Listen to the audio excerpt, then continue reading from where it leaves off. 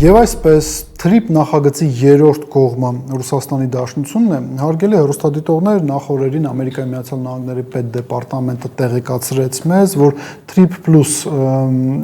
հիմնադրամի տնօրեն է նշանակվել Կոնստանտին Սոկոլովը, մարդ, ով բավականին լուրջ ազդեցություն ունի Հայաստանի տնտեսության մեջ, մարդ, ով բավականին մեծ ներդրումային ծրագրեր է իրականացնում նաև Ամերիկայի Միացյալ Նահանգներում ու մարդ, որը ըստ երևույթին, ըստ տրամաբանության նաև ընդունելի է որպես գործարար պաշտոնական Մոսկվայի համար, ով է ընդհանրապես Կոնստանտին Սոկոլովը, երբ որ Ռուսաստանի Դաշնությունում իշխանափոխություն տեղի ունեցավ հետևյալ համատեքստում, երբ որ Վլադիմիր Պուտինը փոխարինեց Բորիս Ելցինին, արևմտյան լրատվամիջոցներում հետևյալ վերնագրերն էին լույս տեսնում Who is Mr. Putin, հիմա Հայաստանում շատերը նույն հարցը տալիս են, թե Who is Mr. Կոնստանտին Սոլովյով, դա մարդ է, ով կրկին ասենք Հայաստանի տնտեսության մեջ բավականին մեծ ներկայություն ունի, բավականին մեծ ակտիվություն ունի, տեսեք, ուրեմն ինչն է իրեն պատկանում Viva MTS-ը, որը հիմա դառել է պարզապես Viva տելեկոմունիկացիոն օպերատորը, պատկանում է այդ թվում նաև Կոնստանտին Սոլովյովին։ Ռուսական պետական կապիտալը վաճառվել է հենց այս ներդրողին։ Երկրորդը Ovion, եւս մեկ կարևոր տելեկոմունիկացիոն օպերատոր, նախկին Ռոստելեկոմը, պետական Ռոստելեկոմը, որը դառել է Ovio, եւս պատկանում է նշված անձին։ Սոկոլովին, այո, ինչպես փոխանցում են մեր հարգարժան գործընկերները, հա։ Հաջորդը տեսեք, Թեղուտի հանքավայրը նախկինում շահագործվել է ռուսական պետական կապիտալի ներկայացնող ՎՏԲ բանկի կողմից, բայց հենց իրեն է վաճառվել, ինչևէ նշենք հետևյալը, փաստորեն ստացվում է, որ ռուսական պետական կապիտալը, որը ներկայացված էր Հայաստանի Հանրապետությունում, երբ որ որոշում է կայացվում փոխել սեփականության ձևը, իրենք վաճառում են հենց այս մարդուն Սոկոլովին, ինչը մի քանի օրինակով ներկայացրեցինք։ Սա իր հերթին խոսում է հետևյալի մասին, որ նախկինում Մարիա Զախարովայի, Միխայիլ Գալուզինի, Սերգեյ Լավրովի եւ ռուս այլ պաշտոնյաների հայտարարությունները կամ Ալեքսեյ Օվերչուկի հայտարարությունները, որոնք բազմիցս խոսել են, որ Ռուսաստանի Դաշնությունը պատրաստ է ներգրավել թրիփ նախագծի մեջ, սա պարզապես հայտարարություններ չէին, այս հայտարարությունների տակ կար որոշակի խորքային գործընթաց, ճիշտ է, իրենք տարբեր պատճառաբանություններ էին բերում հիմնավորելու իրենց մոտեցումները, խոսքը վերաբերվում էր նրան, որ թրիփ նախագիծը օրինակ պետք է անցնի այն հատվածով, որը վերահսկում են ռուս սահմանապահները, կամ որ Հայաստանի Հանրապետությունում արդեն իսկ գործում է հարավկովկասյան երկաթուղիները, որը ռուսական երկաթուղային կազմակերպության դուստր ձեռնարկությունը, այսինքն մի շարք պատճառներ, հիմնավորումներ էին բերում եւ ասում են, թե ինչու է Ռուսաստանը պատրաստ ներգրավել այդ գործընթացում, նաեւ շատ կարեւոր վերջերս գնահատական տվեց Միխայիլ Գալուզինը, նշելով, որ Իրանը ոչ թե կարող է, այլ ունի մտավախություններ անվտանգային առումով կապված թրիփ նախագծի հետ եւ ռուսական կողմի ներգրավվածությունը ըստ երևույթին կարող է հասնել նրան, որ կարող է նպաստել նրան, որ իրանական կողմի մտավախությունները թոթափվեին, հա, այսպես լարվածությունը թոթափվեր երկու կողմերի միջև։ Ամերիկյան կողմի մոտեցումը նշանակել հենց կոնկրետ Կոնստանտին Սոկոլովին որպես թրիփ պլյուս հիմնադրամի ղեկավար կարևոր դիվանագիտական քայլ է նաև հետևյալ տրամաբանությունից ելնելով։ Լավ, եկեք պատկերացնենք, որ նա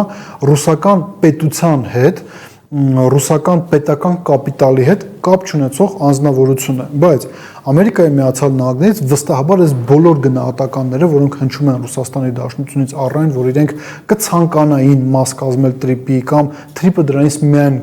կշահեր, այս բոլոր ձևակերպումները վստահաբար Վաշինգտոնում լսում են եւ իրենք որպես թրիփ պլյուս հիմնադրամի տնօրեն ընտրում են մի մարդու, ով ունի ռուսական ծագում, ծնվել է Խորհրդային Միությունում, աշխատել է նաեւ Սանկտ Պետերբուրգում, ռուսական պետական կապիտալը Հայաստանում անցնում է հենց այս մարդուն, ինքը նաև չափազանց կարևոր միգուցե շատերի համար այնքան էլ աննկատ, այսպես լավ ձևակերպենք շատերի համար միգուցե աննկատ, բայց կարևոր նրբերանգ կա նաև հետևյալը զուտ կոմունիկացիոն առումով ռուսերեն լեզվին տիրապետող այս տեսակ մարդու վրա է կանգ առել Դոնալդ Թրամփի վարչակազմը, ընտրելով որպես մարդ, ով պետք է իրականացնի թրիփ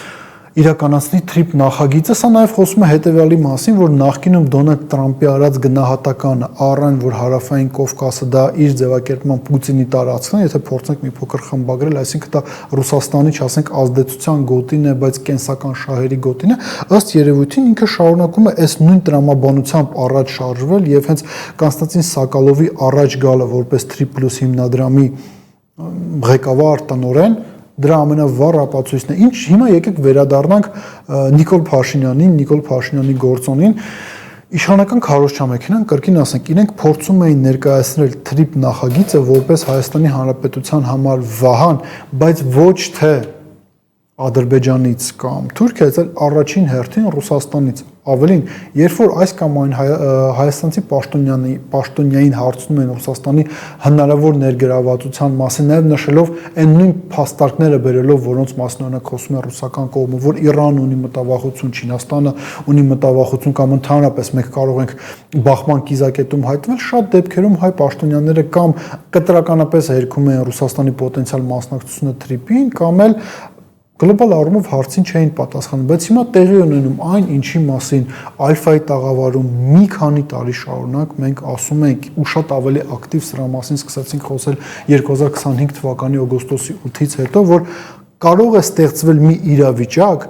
երբ որ հաշվի չառնելով Նիկոլ Փաշինյանի դիրքորոշումը, մոտեցումը Վլադիմիր Պուտինը եւ Դոնալդ Տրամպը, պաշտոնական Մոսկվան եւ պաշտոնական Վաշինգտոնը կարող են գալ պայմանավորվածության ընդհանրապես համաշխարհային քաղաքականության թաթերաբեմում, այսպես հա ձևակերպենք, կա չգրված այսպիսի օրենք, եթե դու պատրաստ ես կասկածի տակ դնել քո ինքնիշխանությունը, եթե դու պատրաստ ես քո տարածքից ինչ-որ մի բան երրորդ կողմին զիջել, այս պարագայում դու պատրաստ ես թրիփը զիջել ամերիկացիներին, ով ասեց, որ այդ ապրանքը այլ սուբյեկտներ եւս չեն ուզենա ստանալ, ավելին, երբ որ դու դա հանձնել ես արդեն երրորդ կողմին, այս պարագայում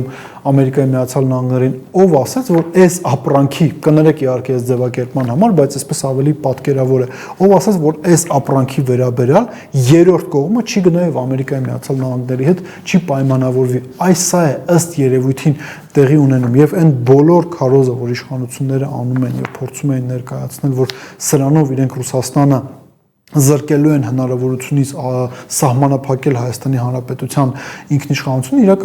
իրականությունը կայանում է հետևյալում. իրենք են Հայաստանի ինքնիշխանության մակարդակը զիջել հանձնելով այդ կոմունիկացիան Ամերիկայի Միացյալ Նահանգներին, Ամերիկայի Միացյալ Նահանգներն էլ ըստ երևույթին փորձում են այս կոմունիկացիայի հաշվին ինչ որ պայմանավորվածությունների գալ Ռուսաստանի Դաշնության հետ, բայց տեսեք, խնդիրը կայանում է հետևյալում.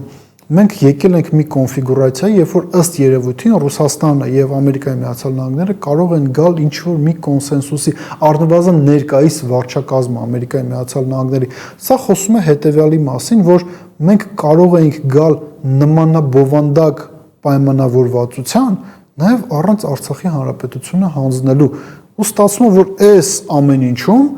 ամենամեծ եւ երևի թե միակ դժողը այս պարագայում Արցախի Հանրապետությունն է, որովհետեւ հստակ օրինակով ապացուցվում է, որ կա հնարավորություն ներգրավել աշխարհաքաղաքական տարբեր կենտրոնների, ինչպես ժամանակին աշխատում էր ԵԱՀԿ Մինսկի խումբը, որի դեմ Նիկոլ Փաշինյանը եւ տասնամյակներ քարոզ էր անում եւ գալով իշխանության արեց ամեն ինչ, որպեսզի վարկաբեկվի ԵԱՀԿ Մինսկի խումբը։ ԵԱՀԿ Մինսկի խմբի ֆորմատը կարելի էր տեղափոխել նաեւ հետ պատերազմական վերականգնողական ցիկլ ու դրանից կշահեր եւ Հայաստանի Հանրապետությունը եւ Արցախի Հանրապետությունը, բայց հանուն ռուսներին տարածաշրջանից հանելու Նիկոլ Փաշինյանը հանձնեց Արցախը, բայց հիմա ռուսները միևնույնը չեն հեռանում տարածաշրջանից եւ ամերիկացիների հետ ըստ երևույթին եկել են պայմանավորվածության։ Մտածեք այդ մասին։